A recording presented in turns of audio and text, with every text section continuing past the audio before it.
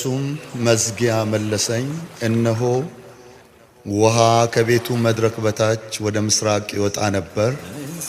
የቤቱ ፊት ወደ ምስራቅ ይመለከት ነበርና ውሃውም ከቤቱ ቀኝ ወገን በታች በመሠዊያው በደቡብ በኩል ይወርድ ነበር።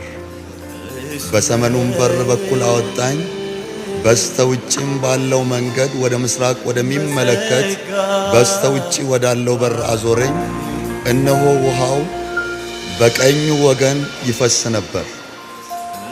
ሰውየውም ገመዱን በእጁ ይዞ ወደ ምስራቅ ወጣ።